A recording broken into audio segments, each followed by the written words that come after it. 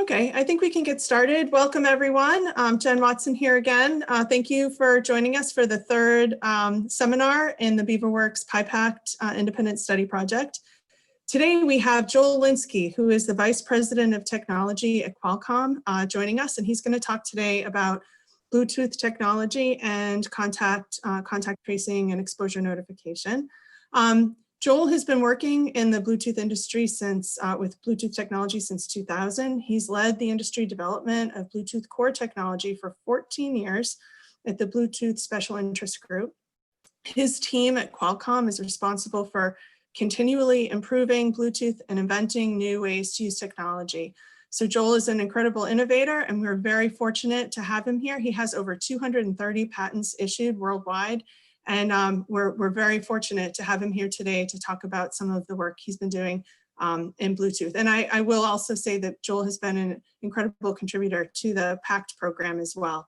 So with that, I'll turn it over to you, Joel. And everyone, as you have questions, please enter them in the Q&A, and I will try to moderate those questions either during the lecture or at the end. So with that, thank you very much, and welcome, Joel.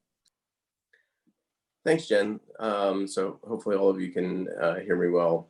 So as Jen said, I've been working on Bluetooth for a very long time, and for the most part, I've been very lucky to work on something that has kind of drastically changed over a long time, and not many technologies get to survive that long, and so it's interesting. And as you all know, with the pandemic, these are interesting days, and technology has a role to play here. As I was kind of putting this presentation together, I was trying to answer, to a certain extent, a question that I thought many of you might be thinking is like, how is Bluetooth, or how is something that I listen to music with going to help reduce the spread of COVID? I mean, those two things are not necessarily, it doesn't necessarily make sense. Bluetooth is a technology that we all listen to music on, we use to connect to our cars and stuff like that, maybe our mouse and keyboards, but it's not usually the thing that you would think about to solve the pandemic. And so try to look at Bluetooth technology through that lens as I have been kind of putting this presentation together. So the four things that I wanted to talk about here today are, first of all, standards. What are standards and how do they really apply? Some basics about Bluetooth technology, path loss, which is how far you can estimate things to be, and then how does all of this stuff apply to the different exposure notification systems that are out there. So all the different pieces of this presentation kind of fall into these sort of categories. So kind of starting back at the beginning, standards have kind of changed over time, and if you look at the ancient world, the first standards that were out there were really calendars. How do we measure time? And over, if you kind of fast forward to maybe the early 1800s, one of the first technical standards that I could find was actually for screws, defining, how the threads on a screw are, so that when the Industrial Revolution was starting and they were starting to get machines to make things, that we could make screws that were essentially interoperable with other things that were out there. But over time, and as we have entered more of the digital world, the standards that we have are vast and very different than what they were kind of in earlier times. So we have standards for JPEG, for pictures, or for HDMI and moving video. There's a lot of different standards for wireless technologies like 5G and Wi-Fi and Bluetooth. And even like all the different cables that you use, those all come from some sort of a standard. And there's lots of other standards that you use all the time. In fact, it would be very hard for you to make it very far through your day without interacting with a standard, whether it's the plug on your wall for power, or the size of a piece of paper, or even all the traffic signs, or how you measure things. These are all standardized. And it's what makes our world actually work in a way that you can buy things that all work together. Now, why are standards important? I mean, it's pretty simple that, in order for things to work together, you have to come to an agreement on what they are, so you don't end up with trying to put square pegs and round holes. And from the engineering perspective, we call this interoperability. Without interoperability, really the whole world as we know it wouldn't work. I mean, without things like standards for the internet, we wouldn't be able to have, you wouldn't be able to have Netflix, for instance. And so standardization is something that's a little bit of an invisible set of documents and things like that that are kind of in the background of our daily lives, but are actually crucially important to engineers such as myself and companies in order to build the things that we have on a daily basis. Now, from these sort of standards, in order for things to talk to each other, you need something called a protocol. And a protocol is really just a set of rules that allow electronic devices to communicate with each other. So you can think of these in terms of being a bit of a language, or there could be a flow chart that goes behind it of if, then, else, this. But maybe a good example of this would be let's look at it from normal conversation in the chat. So here's a conversation between, for example, me and my son, where I would say, please clean up your room in the next 15 minutes. The son would say, okay, I'll do it now. I would respond back with thank you, and they would say done. Now, of course, this is completely hypothetical because it's never actually happened. But this is kind of what the normal sort of behavior is. It's a normal protocol of, you ask, there's a response, there might be a confirmation, and then there's some indication that what was asked for is actually completed. Now, if we were to make this a little bit more formal, instead of saying, please clean your room in the next 15 minutes, maybe there's a message. And that message is the clean room request. And that clean room request might have a parameter that would say, time less than or equal to 15 minutes. The responding device might say, okay, well, there's a clean room response. The answer is okay. The time is now. And then there's some sort of an acknowledgement and an indication that it's complete. So it might be a little bit more formal in this respect. But when you get into a standard, you start drawing things up in a more formalized way. And one of the techniques that we use is something called a message sequence chart. And in a message sequence chart, the two vertical lines, the one on the left and the one on the right, are the different entities that are part of the system. And the lines going from left to right are indicating different messages. And in this case, there's a request to clean the room. And then there's two different options of what happens. So this is, as engineers, we try and look at, what are the different possibilities of what could happen. And in the first case, it's success, that the response comes back, accepted, I'll do it now. And in the second case, it says, nope, I'm not going to do that. And then there's a different protocol that would happen after that. And almost everything that you have in various standards or radio protocols have these sort of sets of languages. And when you start adding these up, there's hundreds or thousands of different sequences that can occur. And some engineer somewhere had to write it all up and draw it and then test it, and etc. Now, I think you're all probably familiar with maps, but this happens to be a map of the radio spectrum in the United States. And this is a super complicated map. And throughout here, you will, if you were to dig into it and it wasn't microscopically small, you would find AM radio and FM radio and broadcast TV stations, a whole bunch of different military bands. You would find various other things like radar. But over here in this little part of the world is what's called the 2.4 gigahertz ISM band, industrial, scientific, and medical. And this is the part in the radio world where technologies like Bluetooth and Wi-Fi and some cordless phones and some baby monitors and also something called Zigbee that you might use for some of your lighting in your house. It's called Philips Hue. And And this area is called, it's unlicensed spectrum. And what that really means, you can think of it as a park. It's a place that you're free to use, but there's rules. So it's like maybe the park doesn't allow dogs, or maybe you can't, have a party there, or these days with COVID, maybe you can't go there at all.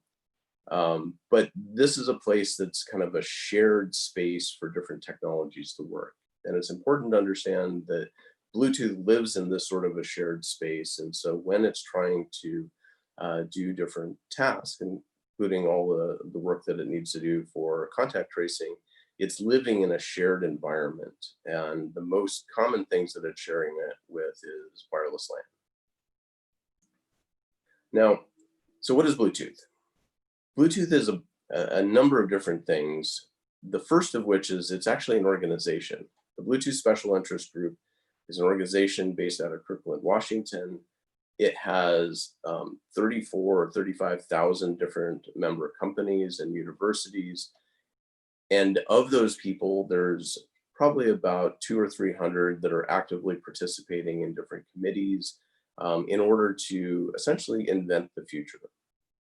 Those people are basically engineers that are going to work on what we call specifications, which are large documents that kind of have the rules for what you need to do in order to be interoperable.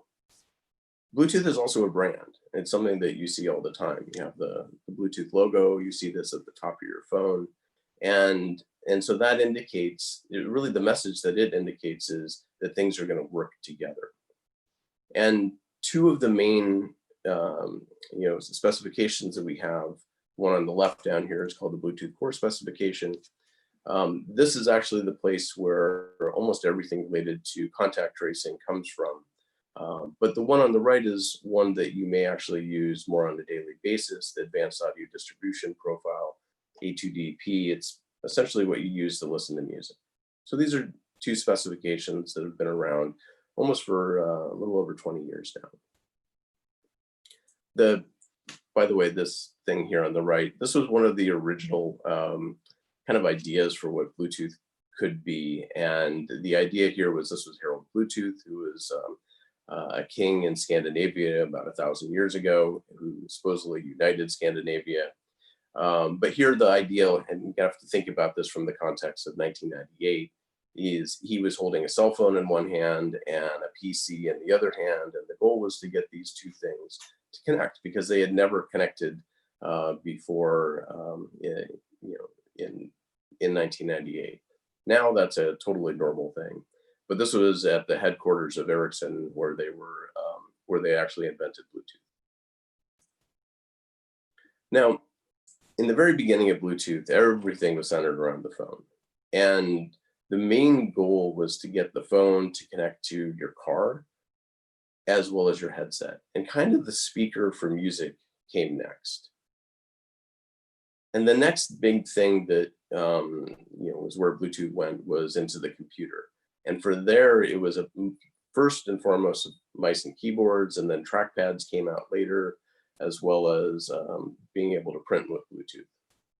That's something that you don't actually do anymore. And then the TV world, eventually that came along, and a lot of remote controls today use Bluetooth. 3D glasses was a little bit of a fad and then disappeared. But over time, Bluetooth has actually started doing a whole bunch of things that take it pretty far away from music and voice. We have things like blood pressure monitors or fitness trackers, like all the Fitbits in the world.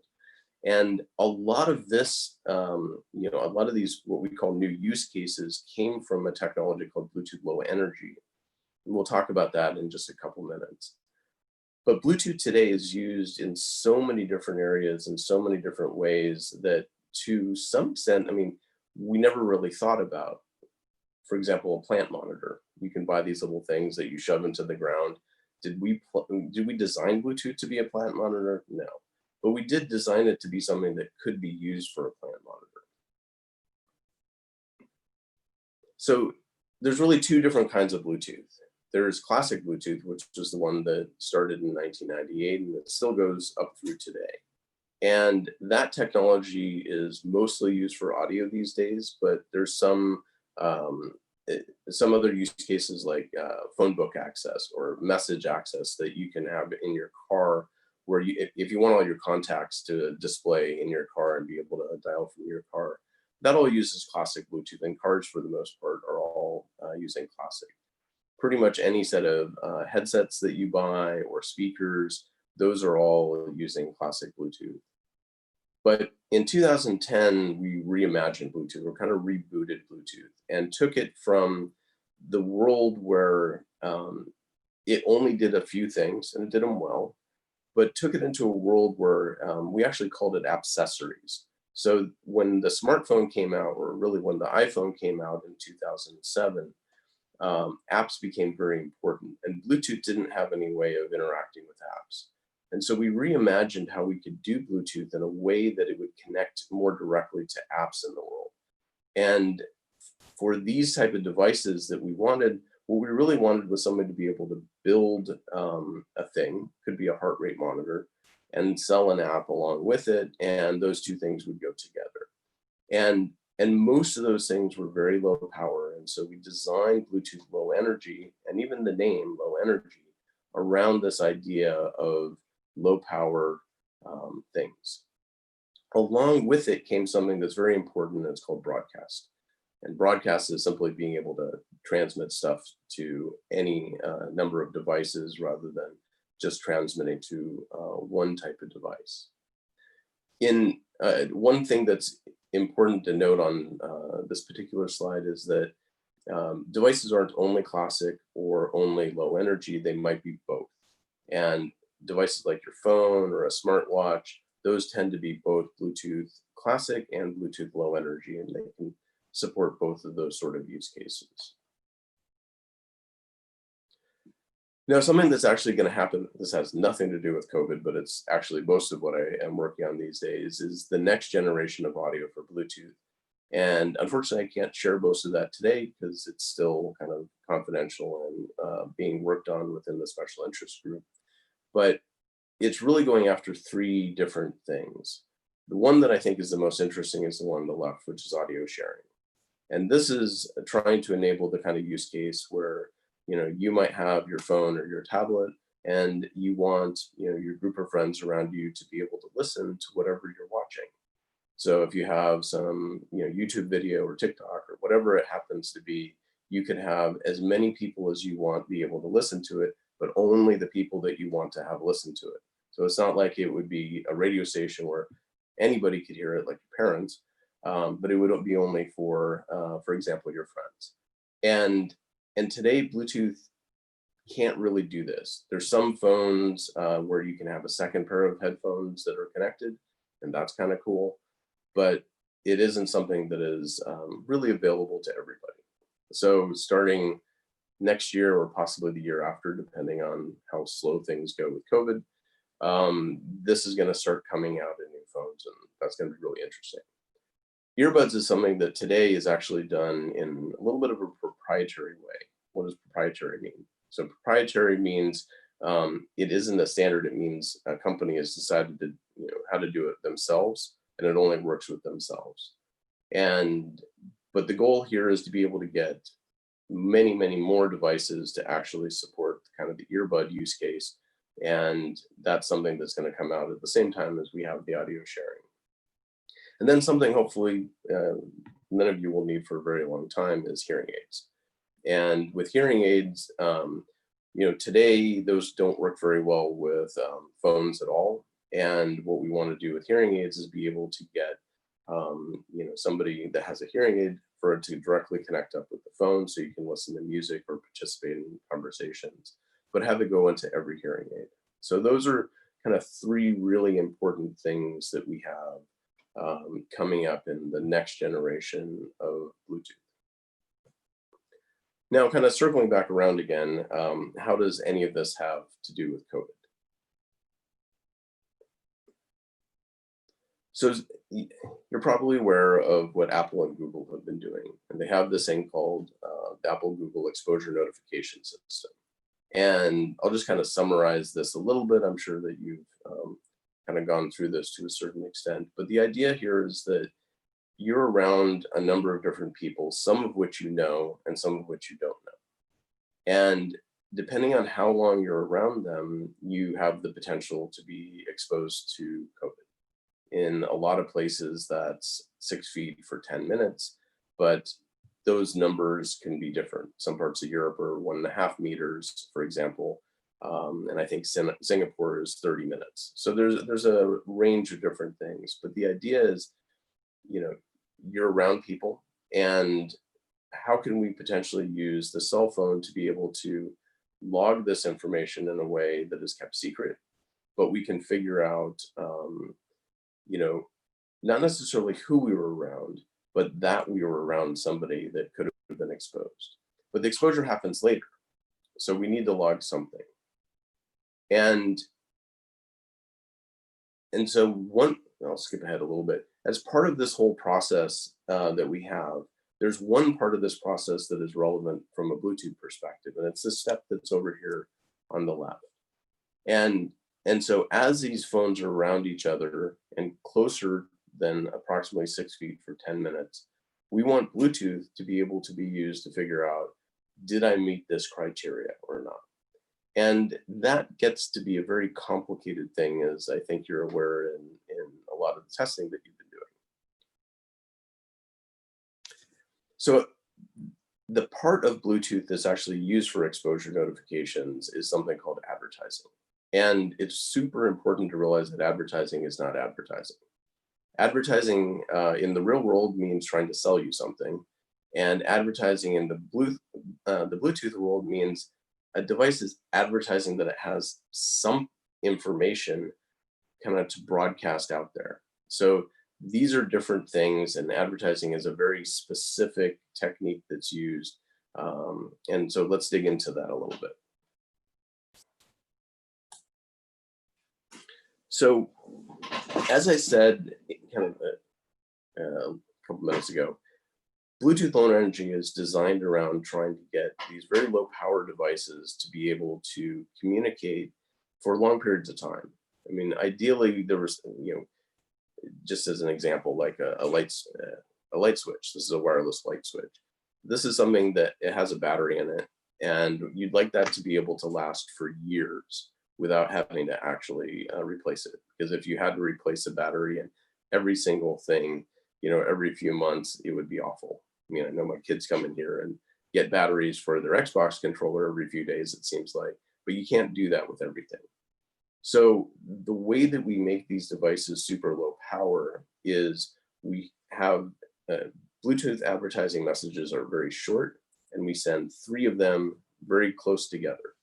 So we have these 3 transmissions that occur very close in time, and then there's some sort of a long gap, and you will transmit them again, and then that repeats over time. And so from the perspective of the radio is off most of the time. It's not doing much of anything. So it goes, you know, a little chirp, chirp, chirp, and then a gap, and chirp, chirp, chirp, and it kind of continues.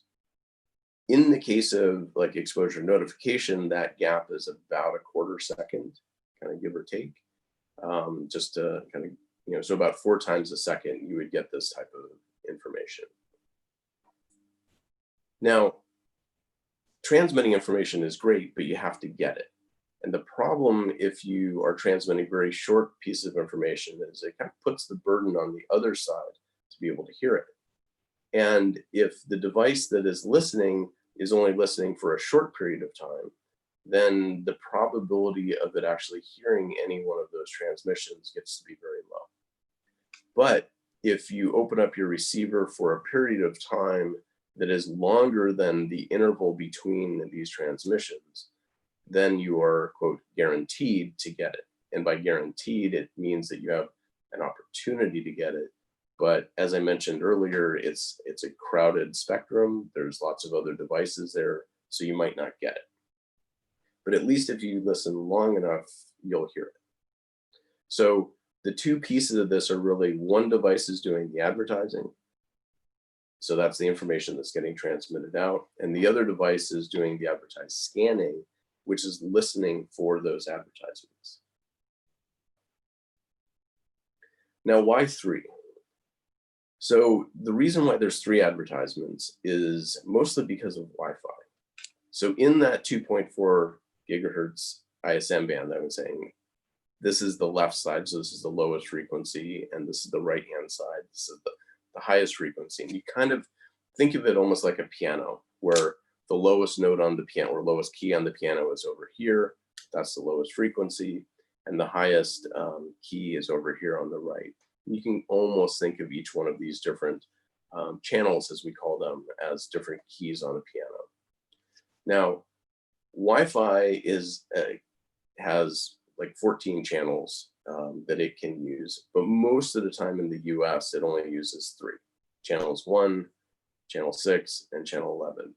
And if your access point at home is using any one of anything other than these 3, you should probably change it, because what it means is that it will overlap with the other Wi-Fi frequencies, and it's not going to work as well. I'll actually show you a picture in a second of that.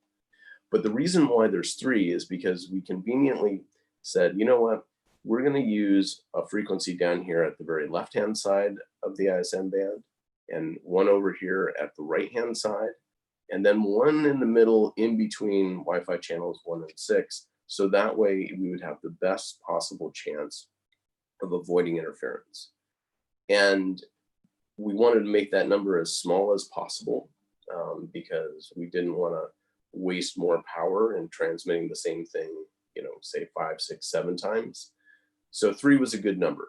So we have the bottom of the band, we have the top of the band, and we have something kind of sitting in the middle. There's also this one here that we've thought about using, but haven't quite yet. But that's why there's 3. Now, the other piece of this is all the devices that are advertising are sharing those same 3 frequencies. So as you get lots and lots of devices together, the number of devices using each one of these frequencies goes up, and there can be interference you know, that is caused by other Bluetooth devices. So we have to be very careful in how long or how much information we send, because that really drives how long packets are and how much time you're using on those channels. So I just used the word packet. What's a packet? So a packet is essentially something that you use to transmit information. And it's almost, if you think about it, one of the greatest inventions of probably the last couple hundred years is actually container shipping. It's not something that we think about very often, but having a container that you can literally put on a ship, and then that same container can go into a train, and then it can go into a truck, and then arrive at a destination, is one of the great miracles of why we have globalization right now. And that container holds a bunch of information. But on the outside of that container, there's also information on where that stuff is going to go. And so if you look at how packets are set up, they kind of start off with a preamble. And that's really indicating to a radio that a packet's about to happen.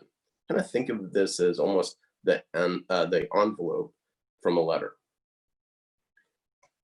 It then goes on, there's an address, and that address you can think of as either being the to or from sort of an address that would be written on the outside of the letter. And then there's the payload, or the protocol data unit, and this is the contents of the letter. So these 3 pieces kind of have analogies towards, you know, normal letters, but it makes sense because, you know, if somebody is having correspondence through letters or email or whatever, you're sending something to somebody, there's information in it, and then they will send you something back. Packets also have more than that because we want to make sure that they get there correctly. And there's a CRC, which is a cyclic redundancy check. Those words don't actually need, you don't need to know what those mean, but what it does is it verifies that what you got is actually correct. And then something that we're not going to really talk about here, but it's kind of fun, is there's a tone extension that we can throw at the end of packets that you can actually use to figure out what direction the packet came from. And so for that, we can, you know, if you had a remote control and if you were pointing at this TV versus that TV, we can figure that information out. You can do some fun things with that.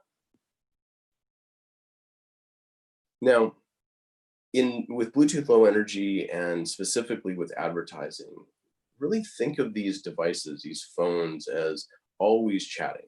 There's always this background chatter that is going on. And the kinds of things that it's saying are, hi, my name is, it's like, oh, this is Joel's iPhone. Or it's, I'm a Philips Hue light bulb. It might also say what kind of a device it is or what it supports. So it might say, hey, I'm a phone or a keyboard or a light bulb. It could be used in order to say, I want to connect to you. So if, for example, I press a button on a light switch, it would then deliberately try and connect with a specific light. And so it would try and create a connection using that. It could also do something that's simple, like just turning on a light, or what is a little bit more common is sending information to an app on a phone. And that's more along what exposure notifications is doing here. Now, a few minutes ago, I was talking about different Wi-Fi channels, and this is actually what the Wi-Fi world looks like from my house, or really from my desk. And here, the Vallis ones, these are my house. There's a next door neighbor house that's here. And this one, which this is causing me interference, and I need to go over to a neighbor to fix that. But what I wanted to raise here is, what is RSSI? So this is showing you the different channels in 2.4 gigahertz, but it's also showing you this thing called RSSI in some units that probably don't make a lot of sense, called dBm. And just think of RSSI as how loud something is. So when I look at this chart, I can see that Vallis here, this purple one, is the best signal strength Wi-Fi that is near my desk. And this one over here, it's probably on the other side of my house, is the worst signal strength. And so it gives me some indication of which one is better. But it's kind of in units on the left that don't mean a lot to me. Now, RSSI, it's in a log scale, and probably the best log scale that anybody understands is the Richter scale. So if somebody says that there was an earthquake of 3.0, you probably didn't feel it. But if there's an earthquake of 8.0, everybody would have felt it. And at least here in California, which is where I live, earthquakes are a big deal. Maybe not so much back in Massachusetts. Things are a little bit more stable there. But when we kind of look at RSSI and we think about it as a measure of how loud something is, we can then try and use that to figure out, well, how far something is from us. And in order to figure that out, we have to start with the transmitter. So the transmit the transmit power level of the device that's sending something is going to be some number. So think about this as kind of two people that you might live with. One of them might naturally talk louder than another one. That their transmit power on their voice is going to be different. And then the further you get away, there's path loss. So there's loss from that transmitter to wherever the listening device might be. And depending on where the other device is, the path loss is going to be different depending on how far you are away from it. Now, the device on the left here, it only knows its transmit power. The devices on the right here, they only know their received level. And so they need to figure out, well, what is the path loss and how can I try and calculate that or estimate it? And there isn't a complete direct relationship between the two of them. If you actually had these devices somewhere between here and Mars, where there's nothing, then there would be a super direct relationship between the output power, the RSSI, and you could calculate distance. That's really easy. But in the real world, it's much harder than that. So people come up with different equations to try and estimate path loss. And all of these equations, they all kind of look the same, and what they are doesn't really matter here. But they're all trying to compensate for how many walls there are in a room, so there's reflections, versus whether or not you have a hard surface floor, or maybe you're outside where there aren't reflections. And at the end of the day, all of these equations are simply wrong. They're giving you an estimate, which might be right sometimes, but it's not going to be necessarily well, it might be good on average, but it might not mean a lot to you right now. So if you actually graph this particular equation, it's one that we've kind of used in the Bluetooth world for a long time. What you see is, this sort of a curve over time, or not over time, but by range. And what I've drawn here in these vertical lines is kind of a doubling of distance. So going from 1 to 2 meters to 4 meters to 8 meters. And so each one of these is a doubling of distance. And over here, what you see, at least with this equation, is that in each case, doubling the distance is approximately 10 dB of path loss. Now, in real free space, and kind of between here and Mars, it should be about 6. But in the world that we live in, it's some other number. And I know you have Raspberry Pis, and you can do some of these measurements as you move them apart. One way of trying to look at this and try and see how that works, for example, in your house, is double the distance and see what you can find in terms of how does the RSSI change over time, or as a function of distance. Now, let's just take a little bit of an example from a line of sight. So line of sight means there's nothing blocking between the two antennas. And in this particular case, let's just use 5.5 meters, which happened to be 5.5 inches on the page. So it worked out so I could do the math. And so from that, you could come up with some sort of, you could use the mathematical equation, you could come up with how much path loss there should be. But what happens when there's an obstacle in the wall? So first of all, this is called non-line of sight because you can't see the two devices from each other. And in this case, there's really two things that can happen. So the first thing that could happen is you go around it. So imagine that these are in two different rooms. You could bounce kind of through the doorway. And here, instead of it being 5.5 meters, now it turned into 8.2 meters.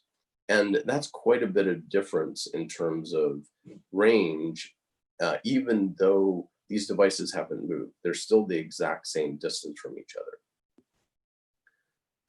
The other thing that can happen is actually just simply go through the wall. And going through the wall works fine, except for there's attenuation that occurs. And it really depends on the material. So if, for instance, you had your wall was just solid metal, radios don't go through metal. And so it would be, basically infinite attenuation. If it was an exterior wall, it might be 15 dB of attenuation. If it's an interior wall, it might be 7 or 8 dB. And if it's a window, it might be 3 or something like that. And so depending on that material, you'll end up with kind of, think of it as a step that that occurs, in that you'd have normal attenuation until you got to the wall, you'd have a step, and then you would continue down on the other side. And if we graph this out and we kind of look at the 3 different cases, 5.5 meters line of sight would come out to be here. So maybe, a little over minus 60 dBm. 8 meters is somewhere around minus 70. So this is, it's a good maybe 7 dB of difference between the two of those. And in the case of going through the wall, you're really kind of stepping down and then following the curve in a different place. And so even though they're the exact same distance, it's showing up differently. However, those are nice, simple examples, but the real world is far more complex, especially when you start looking at environments like a supermarket, where you might have reflections off of a whole bunch of different products. And depending on whether or not they're soup cans or plastic bottles or water, water containers, what's in them, there's a lot of different things that can happen, especially if you're going to go, like if they're metal shelves or you're trying to go through to a different aisle. It's very complex. It's also less complex in the fact that if you're trying to find somebody, how far is somebody away from you? Yes, there might be something that bounces off of, the, the things here in the aisle, but it could also just go straight off the floor, and that might not be that much further in terms of distance. Going off the ceiling would be much further in terms of distance. You have to remember that phones might be in pockets or in purses or your backpack. And so it might be actually in front of you. So if you carry your phone in your front pocket, then that actually might work pretty well. If it's in your purse that's kind of over your shoulder, that might be fine. But if it's in your backpack, it's behind you. And really nothing, at least nothing with Bluetooth goes through the body. So even if you have two headphones and they're communicating with each other, it's actually going around your head or bouncing off the ceiling or floor or walls around you. And when you look at restaurants, you have a lot of people, which block. You don't know where your phone is going to be. It could be in a pocket down below or somewhere else. And so these sort of situations get to be super complicated to try and estimate kind of people's proximity. Now, if we kind of step back and we look at, okay, well, how is Bluetooth going to try and solve this problem? One of the first things that we have to do is actually define a packet. So we need to be able to create a standardized way of sending information that is then used to, by the device that's listening to try and understand what's going on. And in this case, I'm using the Apple Google protocol as an example. And I'll actually blow that up on this next slide. So in advertising packets, there is what's called a payload. And the payload actually is a bunch of pieces of information. Those pieces of information we call triplets, and they consist of length, how long is it, type, what is it, and then some sort of data. And the data is different in each one of these different cases. In the case of the Apple Google approach, they use something called service data. And that service data has a specific UUID. The UUID is a universal unique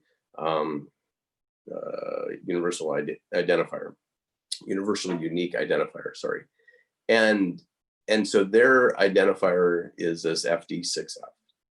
That identifies it not only as being exposure notification data, but the Apple Google format. So if you were to look at this from the perspective of what they do in Singapore or in France or some of the other systems, they would all have some different number here because this number defines what the rest of it is.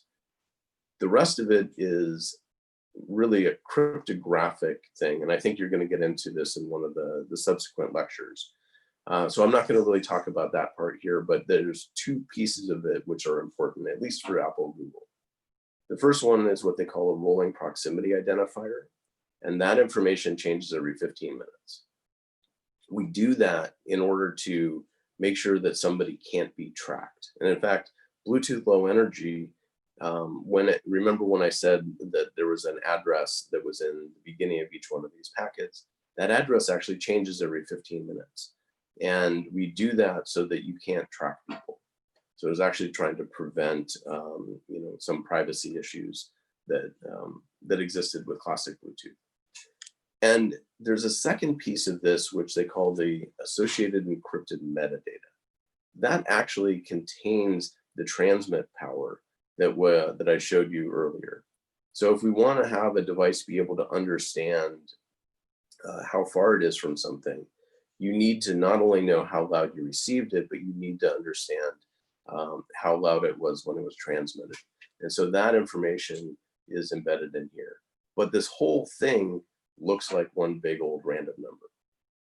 And it changes every 15 minutes. So let's actually look at what you might see. So I've downloaded a tool called Wireshark, and I think BLE sniffer or something on my Mac. And so over here, what it shows you is here are all the devices that it could see. And in some of these cases that had information on it, like a name, I think these are some Philips Hue light bulbs. There's a tile in here, but there's one piece here that's interesting, and it happens to be this device here, which is coming off of an Android phone. And when you dig into it using Wireshark, which is something that allows you to kind of see into the different packets, you can get a lot of information. So let's kind of pull together all the different pieces that we had before. The first one is, you see how, so this is time. So this is the number of different, or this is the number of the packet. This is the time of arrival of the packet. This is the source of it and the type and other information. And here I've filtered only on that one service UUID that is specific to exposure notifications. And you see a few interesting things. One of which is that these all come in essentially in triplets. These are all very close to each other in time. And so those are those three advertisements. And I can get that on my sniffer because it can listen on 3 packets at the same time. When you're doing this on a Raspberry Pi or looking at a phone, your phone would only see one of these at a time. So you won't see quite as many. And then when you start digging into each one of them, you can see the various pieces of the packet. And you can see this advertising address, which was one of the pieces of information. And then you can also see here the service UUID, FD6F, and the data. Now, it doesn't break down any of this data to show you which is the rolling ID and what's the encrypted metadata or what the transmit power is, but because it doesn't know. But you do have this kind of information. And then the last piece of information that I said was in the packet is the CRC. And this is basically calculated all over all the rest of this to make sure that it's okay. The other thing that you can see is if you wait 15 minutes, you can see that this changed. So we changed from this address here to a new address that then repeats. And if I waited 15 minutes again, I would see that. But the other thing that you can see that changed is the service data is no longer the same.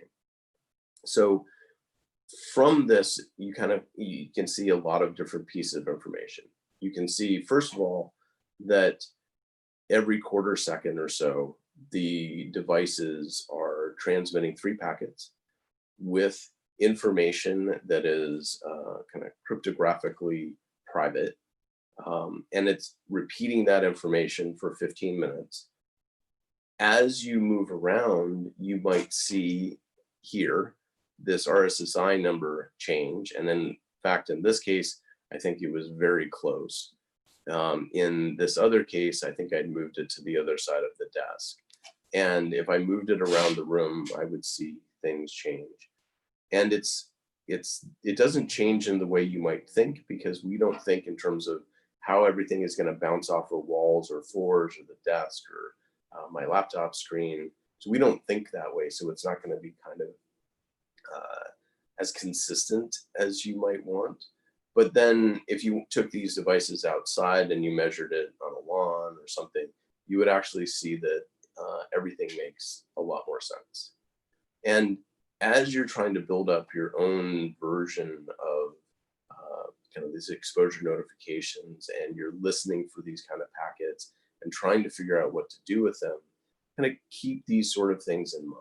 That first of all, we're transmitting the same information 3 times. So you have 3 opportunities to receive it. You can control what information is sent, and based on what information you're going to send, it can be private or not private. For example, these devices here, a tile is going to always give you information that is kind of non-private. So as you're carrying these things around, people could hear these. And And then you have the opportunity to kind of look at how this all changes over time. And I want to give one other example here. If you think about it from the perspective of a supermarket, so you're trying to figure out whether or not you are in a supermarket and whether or not you're close. As somebody is moving around, say this person here, you're going to be near or close to different other people, and over time, so this is something a little bit different. I'm pretending that this person has COVID, but we're trying to figure out whether or not some people are close or some people are far. But you also have to realize that somebody's walking, and so as somebody is moving through this environment, they're kind of leaving a breadcrumb trail, and that breadcrumb trail is these packets that you can kind of put back together again and figure out whether or not they came from the same device. And you have information about how loud it was transmitted and how loud you received it. And then from that, you need to make a guess, which is exactly what kind of the engineers around the world are trying to do with the best knowledge that they can, to try and help us all get back out into the normal world again. So I wanted to leave it there, and I don't know how many questions have come up, but I wanted to thank you for your time and attention. Thanks a lot, Joel. That was great and very helpful. There are a bunch of questions, and I'll try to go through them in some kind of coherent order. Let's see. I guess the first one is, what is the difference between broadcasting and advertising on a phone? So advertising can be more than broadcasting. So some devices, we call them non-connectable advertisements. They're broadcasts. So they're not directed towards anybody. So they go to everybody. But other advertisements are directed. So those are kind of only trying to communicate with one. So advertisements can be directed or more broadcast. So it can be both. For contact tracing, we only care about broadcast. Okay, great. There are a couple of questions about attenuation. What do you think the attenuation of water is? And then what common material is the most attenuating of Bluetooth signals for a given thickness? Yeah, so the human body is mostly water. And so Bluetooth is a technology that more than any other technology tries to work between more than one device on the body. It's super hard. And water, so let me give a little bit of a background here. Microwave ovens also exist in the 2.4 gigahertz band. They're a big interferer for Bluetooth and Wi-Fi and other things. But the reason why they're there is because water resonates at about 2.45 gigahertz. And so because it resonates, RF stuff doesn't go through it. And so technologies like Bluetooth and Wi-Fi, they don't go through the body. So they don't go through water. So they have to find another path around that one way or another. So if you had, if you put two devices down in your pool, which I wouldn't recommend, they wouldn't be able to communicate with each other. But if you also had like a fish tank or something between them, if they are communicating, it's because they're finding a path around it somehow. So the most attenuating,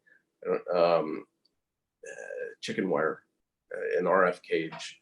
I have a chicken coop, and I tried to put a Wi-Fi camera in there because something was getting in there, and I had to cut a hole because you can't get Wi-Fi through chicken wire and things like that.